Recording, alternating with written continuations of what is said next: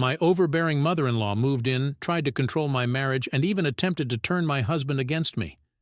Here's how I fought back and reclaimed my home. When my husband James and I got married, I knew his mother, Marjorie, would always be a part of our lives. However, I never anticipated just how invasive her presence would become. James and I had been married for a blissful 3 years, living in our cozy little house on Maple Street. We'd created a sanctuary filled with love, laughter, and mutual respect. That all changed when Marjorie moved in. It all started innocently enough. Marjorie had been struggling with some health issues, and James, being the caring son he was, suggested she stay with us while she recovered. At first I agreed. After all, family is family, and she did need our help. Little did I know this decision would turn our lives upside down. Marjorie arrived with more than just a few suitcases. She brought with her an air of superiority and a critical eye that seemed to focus solely on me. The first week was a whirlwind of adjustments. I tried to accommodate her needs and make her feel at home, but it quickly became clear that Marjorie had no intention of being a gracious guest. From the moment she stepped through our door, it felt like she was inspecting every corner of our home, every detail of our lives. "Oh, dear, is this how you arrange your living room?" she asked, her tone dripping with condescension.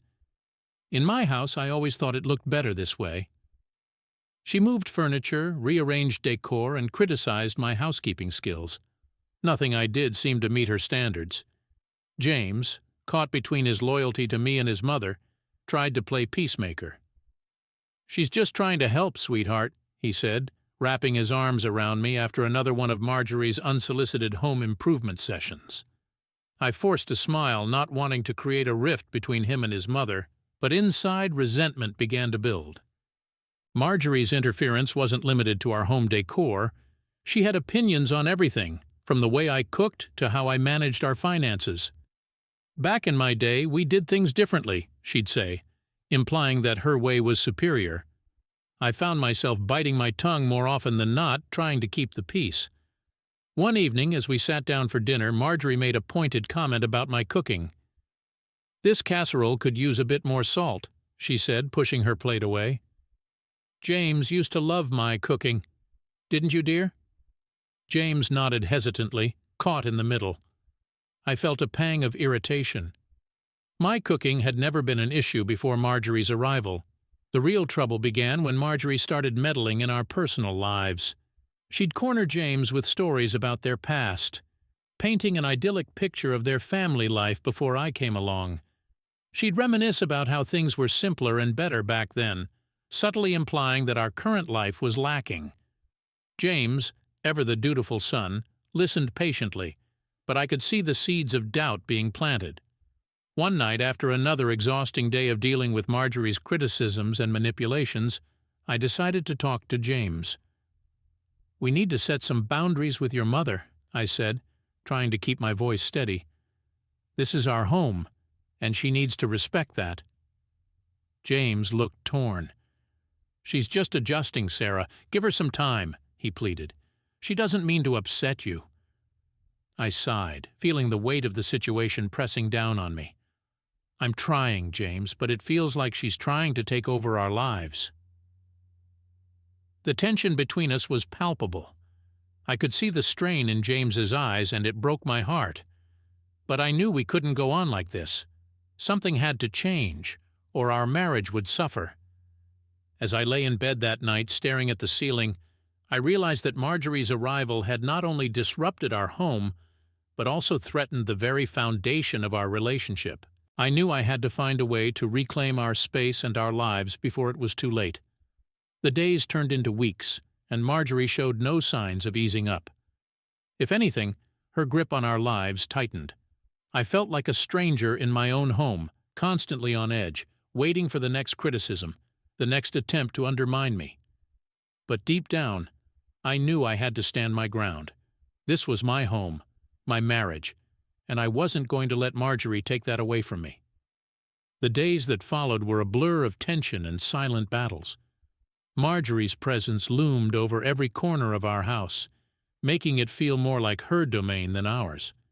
Each morning I woke up with a knot in my stomach, dreading what new critique or invasive action she would unleash.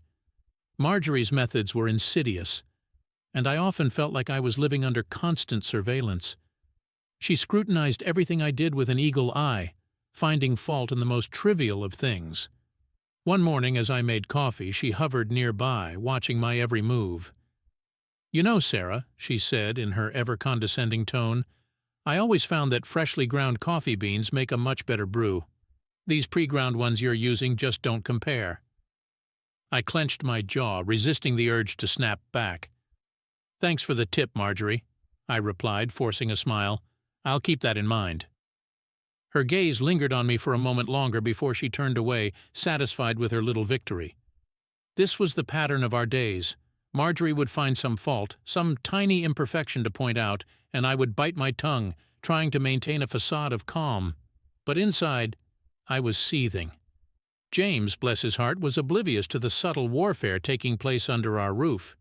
He saw Marjorie's actions as helpful suggestions, not the calculated attempts to undermine me that they truly were. "She's just trying to be involved," he would say, completely missing the strain it put on me. One afternoon, Marjorie decided to reorganize our kitchen.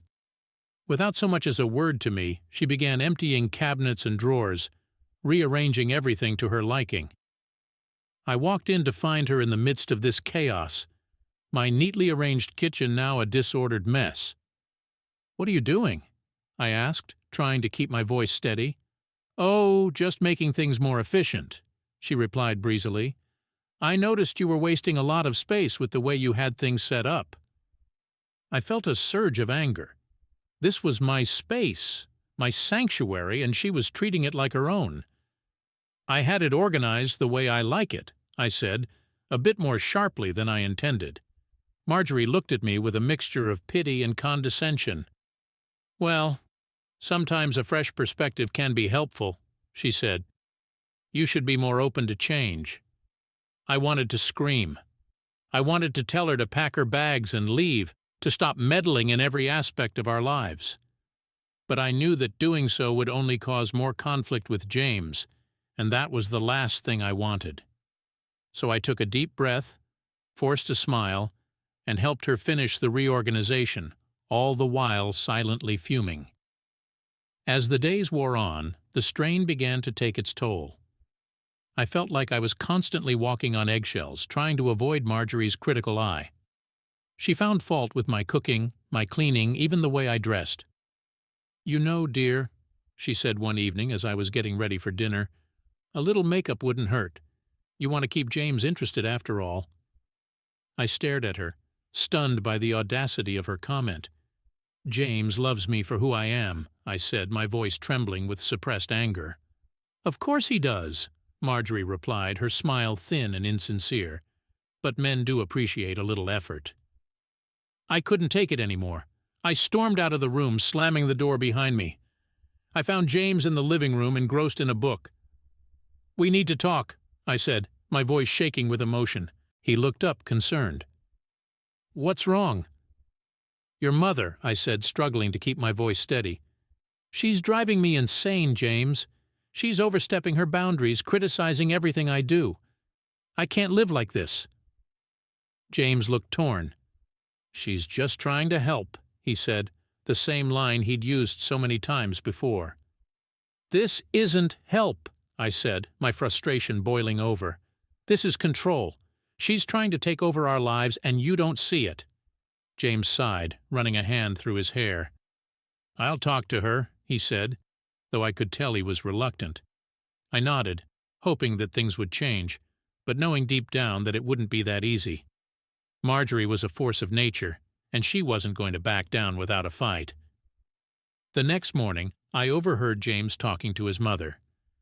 "Mom, you need to ease up on Sarah," he said gently. "She's feeling overwhelmed." Marjorie sighed dramatically. "I'm just trying to help, James. If Sarah can't handle a little advice, maybe she needs to toughen up." I felt a pang of hurt. It was clear that Marjorie wasn't going to change her ways, and James wasn't going to push her. I realized then that if I wanted to reclaim my home and my peace of mind, I would have to take matters into my own hands. Marjorie's presence continued to dominate our lives, her criticisms and intrusions becoming a daily torment. I knew I had to find a way to stand up to her, but each attempt seemed to fall flat. Her methods were subtle, her manipulations carefully crafted to appear as innocent suggestions or well-meaning advice. It was a psychological chess game, and she was a master player.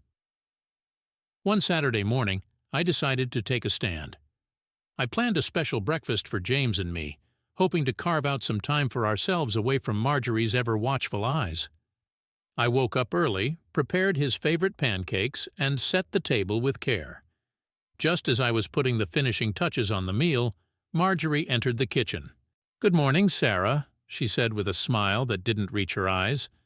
"What's all this?" "Just a special breakfast for James," I replied, trying to keep my tone light. Marjorie glanced at the table, her lips curling slightly. "Oh, I see. Well, I hope he likes it. James always preferred my French toast, but I'm sure he'll appreciate the effort." I bit back a retort, determined not to let her ruin the moment. James walked in, his eyes lighting up when he saw the spread. "Wow, this looks amazing, Sarah," he said, giving me a quick kiss on the cheek. "Thank you," I said, feeling a small surge of victory, but my triumph was short-lived. As we sat down to eat, Marjorie joined us uninvited, making herself comfortable at the table. "So, James," she began, "I was thinking we could rearrange the living room today. It's really not very functional the way it is." James glanced at me, sensing my frustration. "Mom, we like it the way it is," he said gently. "Maybe another time." Marjorie sighed, as if we were being unreasonable. "If you say so. I just want to help make this house a home." The rest of the meal was a tense affair, Marjorie's presence casting a shadow over what should have been a joyful moment. After breakfast, I retreated to our bedroom, feeling defeated. How could I compete with someone who was so adept at playing the victim? Later that day, I overheard Marjorie talking to James in the living room. She was recounting a story from his childhood, painting a picture of a perfect family life before I came along. "Remember when we used to bake cookies together?" she said wistfully. "Those were such wonderful times. I miss those days." James nodded, a nostalgic smile on his face. "Yeah, those were good times." I felt a pang of jealousy. Marjorie was using their shared history to create a wedge between us, and it was working. James seemed more distant, more preoccupied with pleasing his mother than maintaining our relationship. One evening, as we were getting ready for bed, I decided to confront James again. "Do you really think your mother living here is working out?" I asked, trying to keep my voice calm. He looked at me, surprise and concern in his eyes. "What do you mean?" "She's constantly undermining me, James. She criticizes everything I do, makes me feel like I'm not good enough. It's driving me crazy." James sighed, sitting down on the edge of the bed. "I know it's been tough, but she's my mother, Sarah. She doesn't have anyone else." "I understand that," I said, my frustration bubbling to the surface. "But this is our home, our life. We can't keep living like this." He ran a hand through his hair, looking torn. "What do you want me to do?" "I want you to support me," I said, my voice breaking. "I want you to stand up for us, for our marriage." He took my hand, his eyes filled with regret. "I'll talk to her again," he promised. "I'll make sure she understands." I nodded, but I couldn't shake the feeling that it wouldn't be enough. Marjorie was a master manipulator, and I knew she wouldn't back down easily. The next day I overheard Marjorie on the phone with a friend. "Yes, I'm staying with James and Sarah," she said, her voice dripping with false sweetness. "I'm just trying to help out, but Sarah is so ungrateful. She doesn't appreciate anything I do." My blood boiled. She was painting me as the villain, the ungrateful daughter-in-law who couldn't see how lucky she was. I knew I had to do something, but what?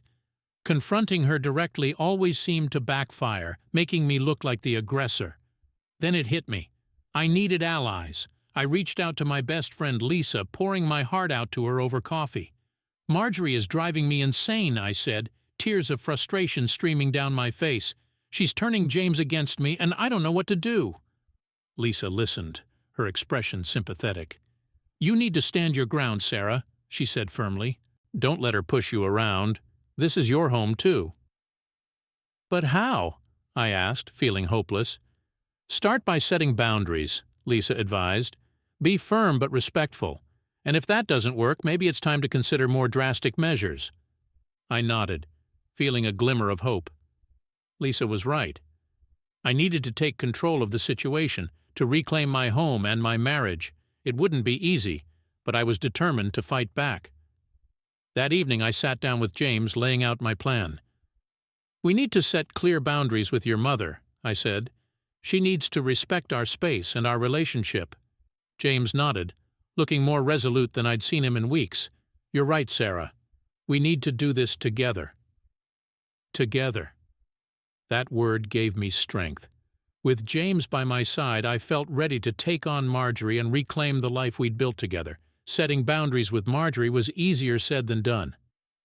The next morning, James and I sat her down in the living room for what I hoped would be a constructive conversation. "Mom, Sarah and I need to talk to you about a few things," James began, his voice steady but gentle. Marjorie looked up from her knitting, her expression a mask of innocence. "Of course, dear. What's on your mind?" James took a deep breath. "We need to establish some boundaries. This is our home, and while we're happy to have you here, we need to make sure everyone's comfortable." Marjorie's eyes widened in faux surprise. "Boundaries? I thought I was just helping out." I jumped in, my voice calm but firm. "Marjorie, we appreciate your help, but some of your actions have made me feel uncomfortable. It's important that we all respect each other's space and decisions." She placed a hand on her chest, as if wounded. "I'm only trying to make things easier for you both. If my presence is such a burden, maybe I should leave." James sighed. "It's not about you leaving, Mom. It's about making sure we all coexist peacefully." Marjorie's eyes filled with tears, and she turned to James. "I never thought I'd be a burden to my own son. I just wanted to be part of your lives." James looked pained, caught between his loyalty to me and his love for his mother. "You're not a burden, Mom. We just need to find a balance." The conversation ended without any clear resolution. Marjorie agreed to try to respect our space, but her tears and hurt expression left James feeling guilty and me feeling frustrated. I knew this was far from over. Over the next few days, Marjorie's behavior became even more insidious. She'd whisper little comments to James when she thought I wasn't listening. "Sarah seems so stressed lately. Maybe she's not happy here," she'd say, her voice low but carrying just enough for me to hear. James would shrug it off, but I could see the doubt creeping into his eyes. Marjorie's words were like tiny seeds, planting uncertainty and mistrust. She'd find ways to make me look incompetent or neglectful. One afternoon, I came home from work to find her cleaning the living room, a look of martyrdom on her face. "I thought I'd help out since you've been so busy," she said, her tone dripping with false concern. "James mentioned how tired you've been." I forced a smile. "Thank you, Marjorie, but I had it under control." "Of course," she replied, her eyes twinkling with satisfaction. "I just want to make sure James is taken care of." That evening, as we sat down to dinner, Marjorie brought up the topic of our finances. "You know, James, it might be wise to handle the bills yourself. Sarah seems to have a lot on her plate." I felt my face flush with anger. "I've been managing just fine, Marjorie." She raised an eyebrow. "I'm sure you have, dear, but it wouldn't hurt to have James take a more active role." James looked between us, sensing the tension. "We've got it covered, Mom, but thanks for the suggestion." After dinner, I confronted James in our bedroom. "She's trying to undermine me," I said, my voice trembling with frustration. "She's planting doubts in your mind." James sighed, rubbing his temples. "She's just concerned, Sarah. She doesn't mean any harm." I felt a wave of helplessness wash over me. "Can't you see what she's doing?" She's trying to turn you against me." James shook his head. "You're overreacting. She's my mother, Sarah. She cares about us." The wedge Marjorie was driving between us grew wider with each passing day. I could feel James slipping away, his trust in me eroding under his mother's constant manipulations. I knew I had to act before it was too late. One afternoon I decided to take a stand. Marjorie was in the kitchen humming to herself as she prepared lunch. I walked in, my heart pounding with determination. "Marjorie, we need to talk," I said, my voice firm. She looked up, her eyes narrowing slightly. "What is it, Sarah?" "I know what you're doing," I said, meeting her gaze. "You're trying to turn James against me, and I won't let it happen." She feigned innocence. "I have no idea what you're talking about. I've only ever wanted what's best for James." "Stop pretending," I snapped, my frustration boiling over. "You criticize everything I do, you make me look incompetent, and you're constantly whispering doubts into James's ear. This has to stop." Marjorie's expression hardened. "You're being paranoid, Sarah. If James is having doubts, maybe it's because you're not the wife he thought you'd be." I felt a surge of anger. "Get out of my house." Marjorie's eyes widened in shock. "You can't be serious. This is James's house, too." "I'm serious," I said, my voice trembling with emotion. "You're not welcome here anymore."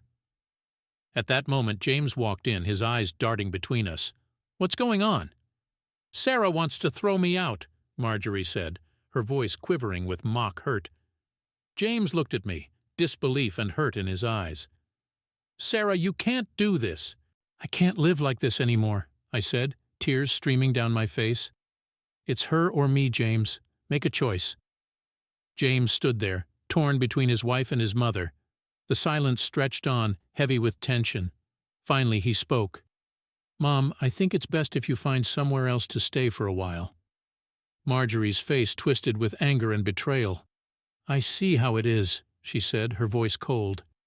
"You're choosing her over your own mother." James looked down, his expression pained. "I'm choosing my marriage." Marjorie stormed out of the kitchen, and I felt a mix of relief and sadness. James and I had won this battle, but the war was far from over.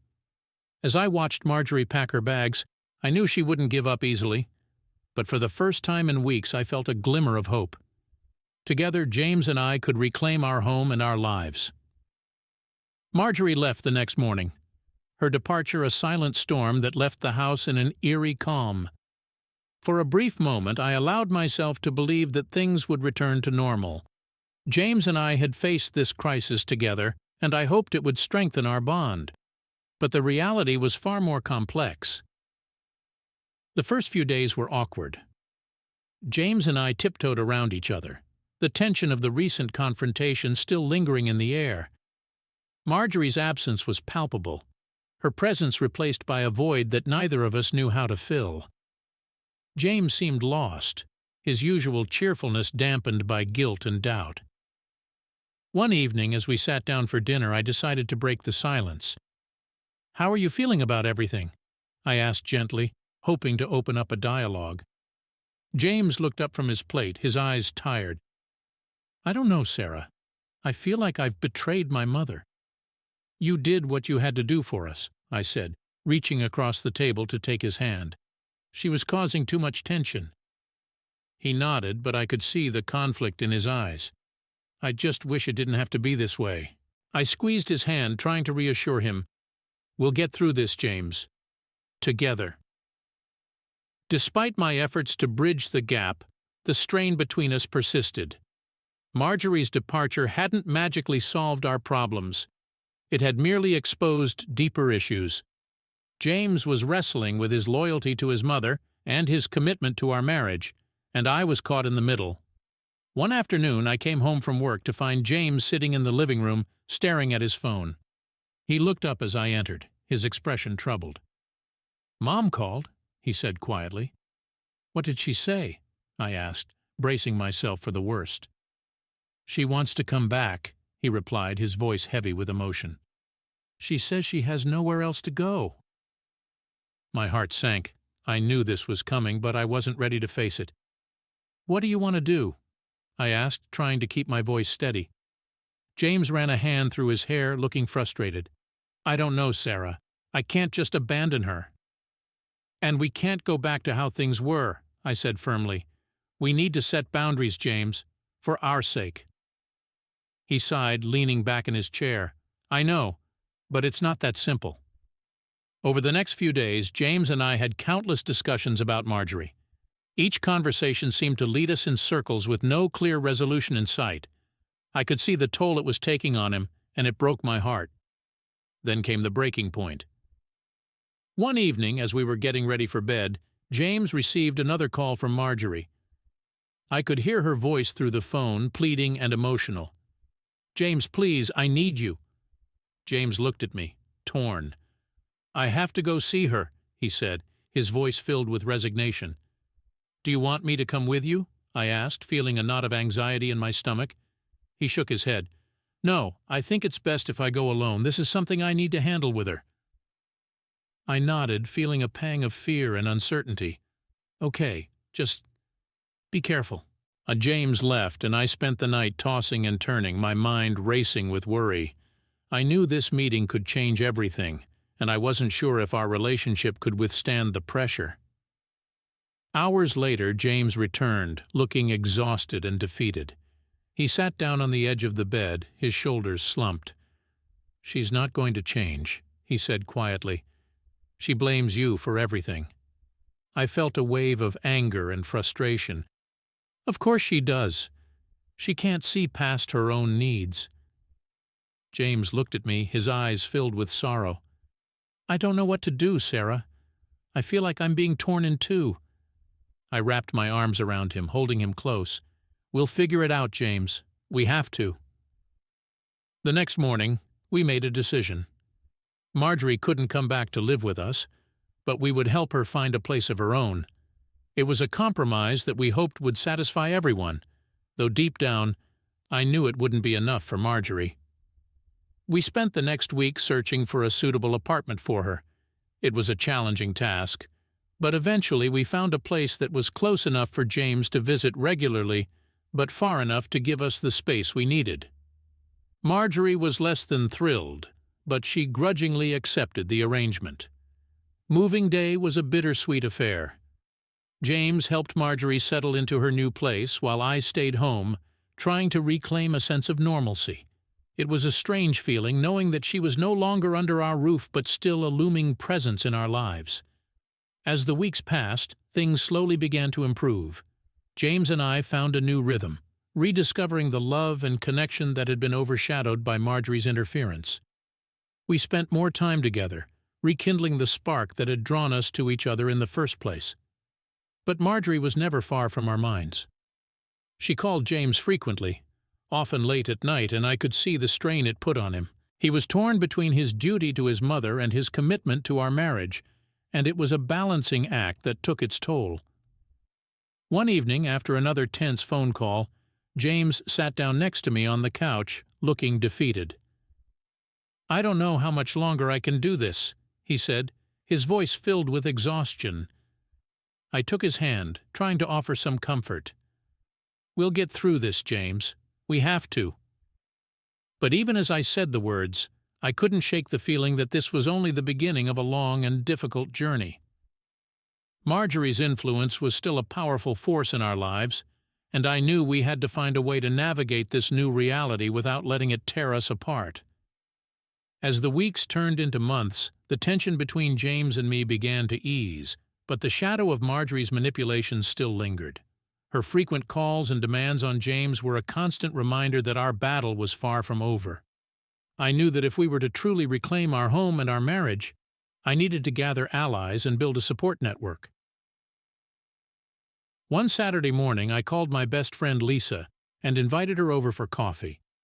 Lisa had been my rock through many tough times, and I knew she'd have some sage advice on how to handle the situation. As she walked through the door, her warm smile instantly lifted my spirits. "Hey, Sarah," Lisa said, giving me a tight hug. "You look like you could use a friend right now." I nodded, tears welling up in my eyes. "It's been really tough, Lisa. Marjorie may not be living with us anymore, but she's still very much a part of our lives. I don't know how to deal with it." We sat down at the kitchen table, steaming cups of coffee in hand. Lisa listened patiently as I poured out my heart, recounting the countless ways Marjorie had tried to undermine me and the strain it had put on my marriage. "Have you and James thought about counseling?" Lisa asked, her brow furrowed with concern. "It sounds like you both need some outside support to navigate this." I nodded. "I've thought about it, but I don't know if James will be open to the idea. He feels so guilty about his mother as it is." "It's worth a shot," Lisa said firmly. "You need someone to help mediate and give you both the tools to deal with Marjorie's interference. It could make a huge difference." Later that evening, I broached the subject with James. We were sitting on the couch, a movie playing in the background, but neither of us really watching. "James, I've been thinking," I began hesitantly. "Maybe we should consider seeing a counselor, just to help us navigate everything with your mom." James turned to look at me, surprise and uncertainty in his eyes. "You think we need therapy?" "I think we need support," I said gently. "This situation with your mom isn't going to go away, and we need to learn how to handle it together." He sighed, running a hand through his hair. "I don't know, Sarah. I've never been one for talking to strangers about our problems." "Please, James," I said, my voice tinged with desperation. "I think it could really help us." He looked at me for a long moment before finally nodding. "All right, let's give it a try." We found a marriage counselor who specialized in family dynamics and set up an appointment. I was nervous but hopeful that this would be a step in the right direction. During our first session, the counselor, Dr. Whitman, created a safe space for us to express our feelings and frustrations. "James, it sounds like you're caught between your loyalty to your mother and your commitment to Sarah," Dr. Whitman observed. "That's a very difficult position to be in."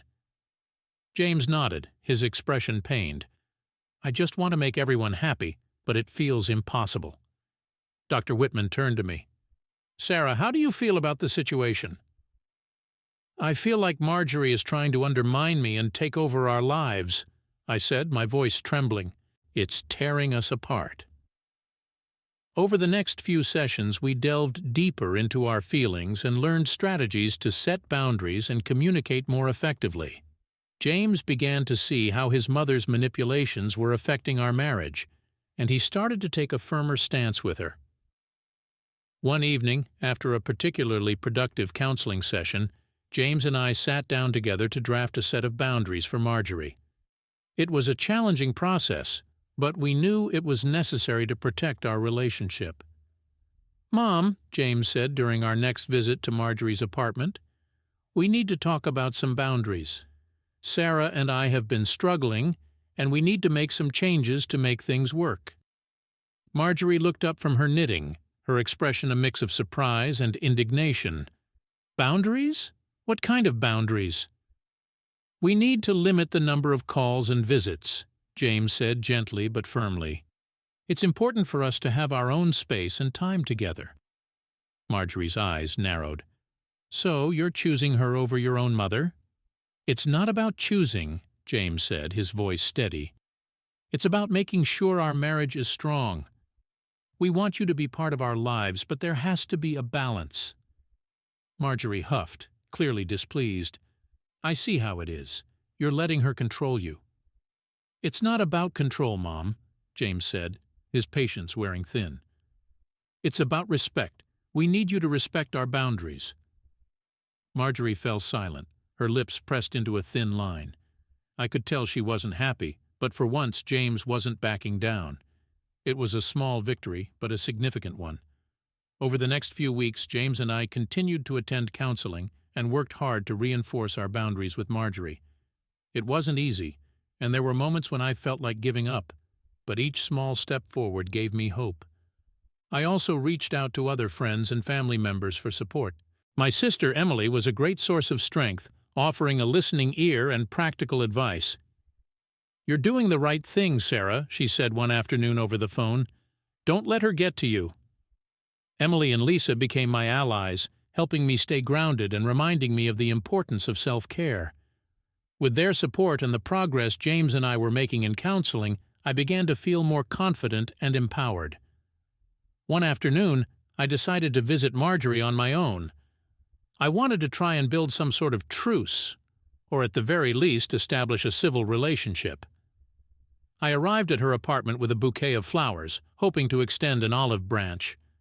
"Marjorie," I said as she opened the door, her expression a mixture of surprise and suspicion. "I wanted to talk. I think it's important for us to find a way to get along, for James's sake." She eyed the flowers warily before stepping aside to let me in. "All right, Sarah, let's talk." We sat down in her living room, the tension between us palpable. "I know we haven't seen eye to eye," I began, choosing my words carefully, "but we both love James, and we want what's best for him. I think it's important for us to try and understand each other." Marjorie sighed, her expression softening slightly. "I suppose you're right. I've been protective of James, and maybe I've overstepped." I nodded, appreciating her small concession. "I understand, and I'm willing to work on this if you are." Marjorie looked at me for a long moment before nodding. "All right, Sarah. Let's try." It was a small step, but it felt like a significant breakthrough. I left Marjorie's apartment feeling cautiously optimistic. There was still a long road ahead, but for the first time I felt like we were making progress. As James and I continued to navigate the challenges with Marjorie, we grew closer, our bond strengthened by the trials we faced together. The counseling sessions helped us communicate more effectively, and the support of friends and family gave us the resilience we needed to keep going. We weren't out of the woods yet, but I finally felt like we were moving in the right direction. With each small victory, I felt more confident that we could reclaim our home and our lives, one step at a time. As James and I navigated the complex web of family dynamics, we grew closer and more united in our efforts to reclaim our home. Counseling had helped us communicate better and understand each other's perspectives. With the support of friends and family, I felt stronger and more capable of handling Marjorie's manipulations. Marjorie, however, wasn't giving up easily.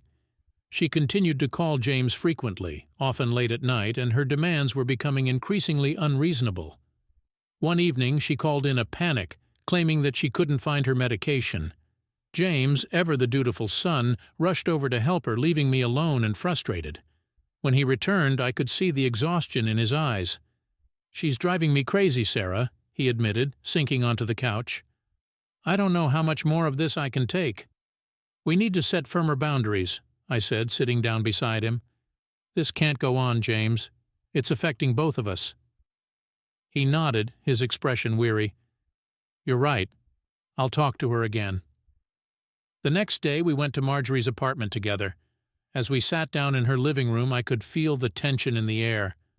James took a deep breath and began, "Mom, we need to talk about your calls. They're becoming too frequent and disruptive." Marjorie's eyes widened in surprise. "I'm your mother, James. I need you." "I understand that," he said gently but firmly, "but you need to respect our time and space. We can't be at your beck and call 24/7. Marjorie looked at me, her eyes narrowing. "This is your doing, isn't it, Sarah?" "It's our decision," I said, meeting her gaze. "We need to find a balance that works for all of us." Marjorie huffed, crossing her arms. "Fine. I'll try to manage on my own more." It was a small concession, but it was a start. James and I left her apartment feeling cautiously optimistic. We knew it wouldn't be easy, but we were determined to fight back and reclaim our lives. As the weeks passed, we continued to enforce our boundaries. Marjorie's calls became less frequent, and James and I started to find a new rhythm. We spent more quality time together, rediscovering the love and connection that had been overshadowed by Marjorie's interference. One evening, as we were having dinner, James looked at me and smiled. "I think we're finally making progress," he said, his eyes filled with hope. "I think so too," I replied, feeling a sense of relief. "It hasn't been easy, but we're getting there." Just when things seemed to be settling down, Marjorie threw another curveball our way. She called James one afternoon, her voice frantic. "James, I need you to come over. It's an emergency." James looked at me, concern etched on his face. "I have to go. She sounds really upset." I nodded, feeling a pang of anxiety. "Be careful." He rushed out the door, and I spent the next few hours in a state of nervous anticipation. When James finally returned, he looked more frustrated than ever. "What happened?" I asked, my heart racing. "She lost her keys," he said, his voice tinged with exasperation. "She thought someone had broken in." I sighed, feeling a mix of relief and frustration. "James, we can't keep running to her every time she calls. She needs to learn to manage on her own." "I know," he said, sinking onto the couch, "but it's hard to ignore her when she's so frantic." "We need to stick to our boundaries," I said firmly, "for our own sanity." James nodded, his expression determined. "You're right, we can't let her control our lives." The next time Marjorie called with a so-called emergency, James didn't rush over. Instead, he calmly talked her through the situation over the phone, helping her find a solution on her own.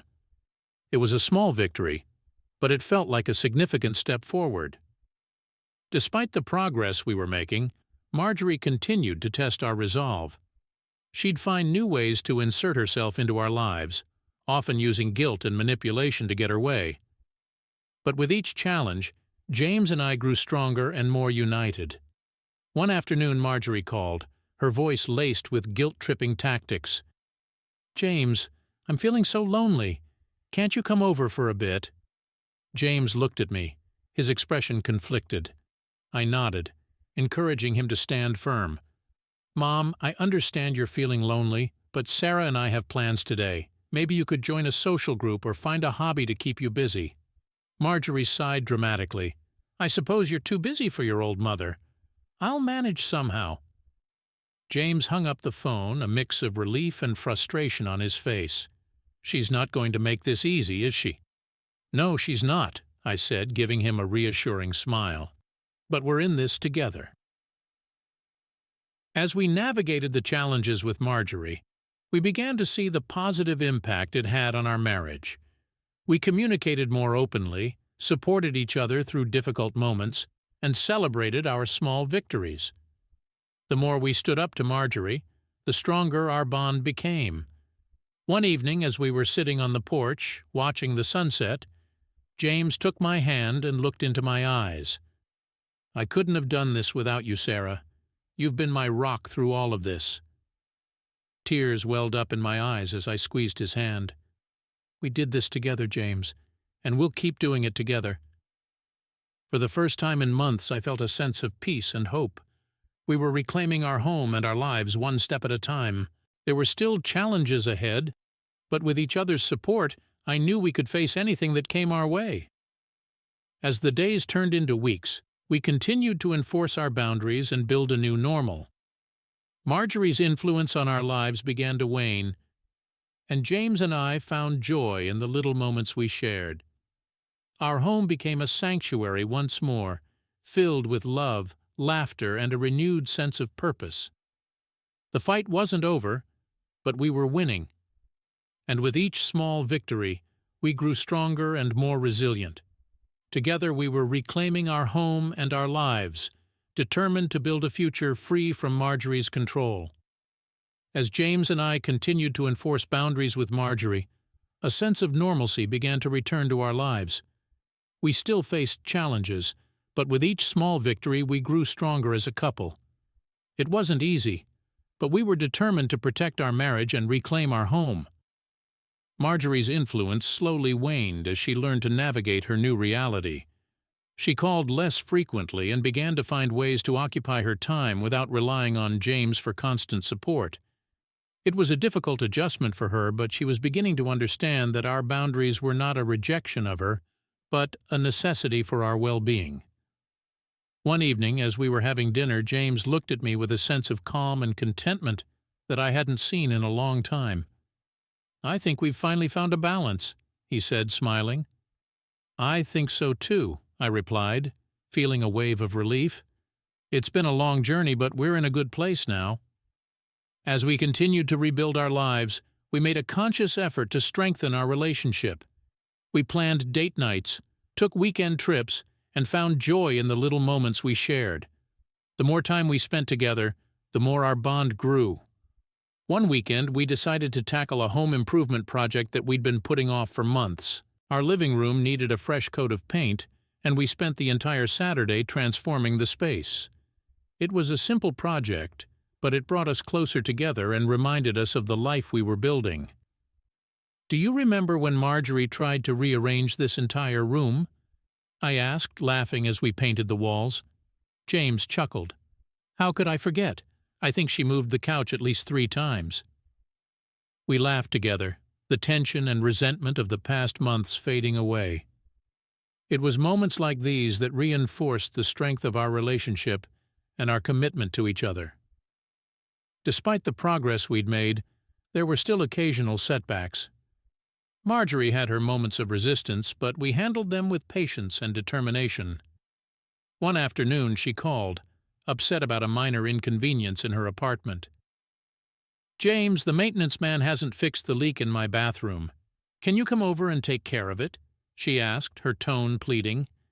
James glanced at me, and I nodded, encouraging him to stand firm.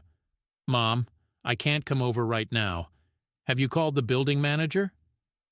"Yes, but he hasn't responded," she said, frustration evident in her voice. "Then I suggest you follow up with him," James said gently. "I can't be there for everything, Mom. You need to handle some of these things on your own." Marjorie sighed but didn't argue further. It was a small victory, but a significant one. James was learning to set boundaries and assert his independence, and Marjorie was slowly adapting to the new dynamic. As the months passed, we found a new equilibrium. Marjorie became more self-sufficient, and our home once again felt like a sanctuary. James and I grew closer, our love and commitment deepening with each passing day. One evening, as we were sitting on the porch, watching the sunset, James took my hand and looked into my eyes. "I'm so grateful for you, Sarah. You've been my strength through all of this." Tears welled up in my eyes as I squeezed his hand. "We did this together, James, and we'll keep doing it together." For the first time in months, I felt a sense of peace and hope. We had reclaimed our home and our lives, one step at a time. There were still challenges ahead, but with each other's support, I knew we could face anything that came our way. As we sat there, wrapped in each other's arms, I reflected on the journey we'd been through. It had been a tumultuous time, filled with doubt and frustration, but it had also been a time of growth and renewal. We had emerged stronger, more resilient, and more united than ever before. Looking back, I realized that Marjorie's interference had ultimately brought us closer together. It had forced us to confront our issues, communicate openly, and support each other in ways we hadn't before. It wasn't the path I would have chosen, but it had led us to a place of understanding and love. With Marjorie's influence diminished and our boundaries firmly in place, James and I could finally focus on building the future we wanted. We talked about our dreams and plans, excited for what lay ahead. Our home was once again a place of love and laughter, a reflection of the life we were creating together. As we closed this chapter of our lives, I felt a deep sense of gratitude. We had faced the storm and come out stronger on the other side. Our journey had been filled with challenges, but it had also been a testament to our love and resilience. To everyone reading this story, thank you for following our journey. If you're facing similar challenges, know that you're not alone. It's not easy, but with patience, communication, and support, you can overcome even the toughest obstacles. Share your thoughts, experiences, and advice. I'd love to hear from you. Here's to reclaiming our homes, our lives, and our happiness. Together we can face anything.